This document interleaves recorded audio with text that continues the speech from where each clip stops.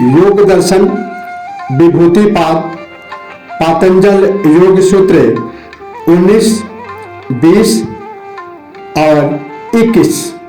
आज का विषय है दूसरों के चित्त के बारे में कैसे जानें तथा अंतर ध्यान होने की विधि। महर्षि पतंजलि सूत्र 19 में कहते हैं, प्रत्ययस्य परचित ज्ञानम, अर्थात दूसरों की चित्त वृत्ति के संयम करने से उसके चित्त का ज्ञान हो जाता है। सृष्टि में कई चीजें हैं जो प्रत्यक्ष जानी जाती हैं तथा कई ऐसी हैं जिनका जानी गई वस्तुओं के आधार पर अनुमान किया जाता है। चित्त भी लिंग मात्र अवस्था में रहता है, अतः उसका साक्षात नहीं होता, अभ्यास मात्र होता है। उसका निर्धारण उसकी वृत्तियों के आधार पर होता है। जिसकी जैसी वृत्तियां होती है वैसा ही उसका चित्त होता है, क्योंकि यह चित्त इन कर्म संस्कारों का समुदाय है तथा इस समुदाय के कारण चित्त की वृत्तियां सक्रिय होती है। योगी पहले अपने चित्त की वृत्तियों के आधार पर उसका ज्ञान करता है, इसके बाद उसमें संयम की स्थिति आ जाती है। इसी संयम द्वारा वह जिसका भी चाहे ज्ञान कर सकता है। यदि ऐसा योगी किसी दूसरे की चित्त वृत्ति में संयम करता है तो उसे उसके चित्त का ज्ञान हो जाता है। इसके द्वारा वह दूसरे के भावों, विचारों, उसके जन्मों तथा उसके संस्कारों आदि का ज्ञान कर सकता है। दूसरे के चित्त का ज्ञान साक्षात उसकी वृत्तियों से ही हो सकता है। सीधा ज्ञान संभव नहीं है, क्योंकि वह अत्यंत सूक्ष्म लिंग मात्र है, आभास स्वरूप ही है। आगे सूत्र 20 में कहते हैं, न च तत्सालंबनम तस्या विषय भूतत्वात्, अर्थात दूसरों का चित्त विषय सहित साक्षात नहीं होता, क्योंकि वह संयम का विषय नहीं है। इस सूत्र में यह बात और स्पष्ट हो जाती है कि यह चित्त संयम का विषय नहीं है, क्योंकि यह अति सूक्ष्म तथा आभास मात्र है। वृत्तियां अथवा इसके विषय इनके वनिस्वत अधिक स्थूल हैं, जिनमें संयम किया जा सकता है। पहले बतलाया जा चुका है कि योगी को स्थूल विषयों में संयम से आरंभ करके सूक्ष्म की ओर बढ़ना चाहिए। आरंभ में ही यदि कई महत्त्व में संयम करने लगे अथवा अव्यक्त प्रकृति में संयम करने लगे तो वह सफल नहीं हो सकता। साथ ही दो विषयों में एक साथ भी संयम नहीं होता।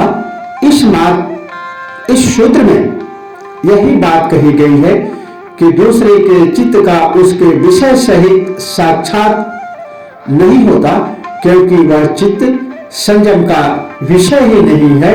वृत्तियों में संयम करके ही उसके चित्त का ज्ञान किया जा सकता है।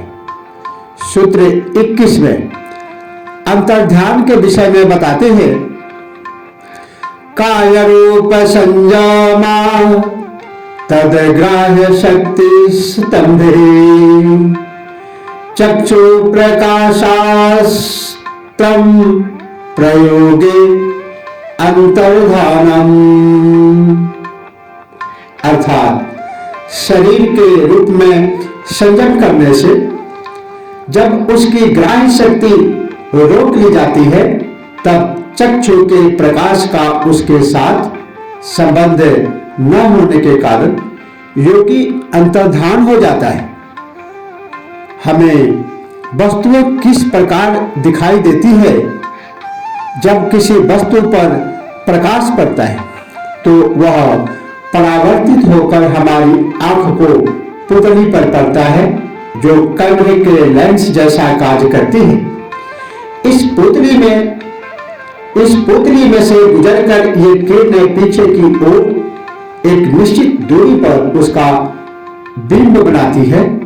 इस बिंब के साथ जो स्नायु जुड़े रहते हैं वे इसकी सूचना मस्तिष्क को देते हैं, जिससे उस वस्तु की आकृति का ज्ञान होता है।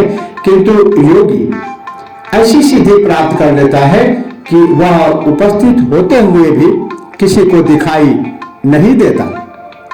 वह खरा खरा अंतर्धान हो जाता है।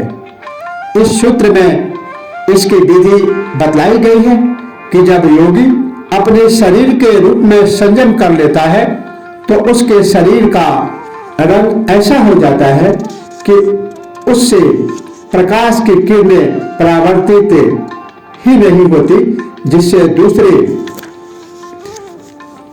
उपस्थित लोगों की आंखों से उसका बिंब बनता ही नहीं है। इसी कारण उस योगी को कोई देख नहीं सकता। यही उसका अंतर्धान होना है, यही उसकी अंतर्धान होने की विधि है। अंतर्धान का अर्थ गायब हो जाना नहीं है, बल्कि व्यक्ति की दृश्यता शक्ति में नहीं आना है। इसी प्रकार यदि वह शब्द में संयम कर ले तो उसका शब्द कोई सुन नहीं सकता, क्योंकि वह इन ध्यान तरंगों को ही रोक लेता है, जिससे सामने वाले व्यक्ति के कानों तक ये तरंगें पहुंचती ही नहीं। यदि योगी शरीर में पृथ्वी तत्व में संयम कर लेता है तो उसे कोई छू नहीं सकता। ये सब सिद्धियां उसके संयम करने से प्राप्त होती है। अंतर्धान होने की सिद्धि व संयम व विधि को बताते हुए इसीलिए महर्षि पतंजलि ने कहा, काय रूप संयमा तदग्राह्य शक्ति स्तंभे चक्षु प्रकाशास्त्रम प्रयोगे अंतर्धानम।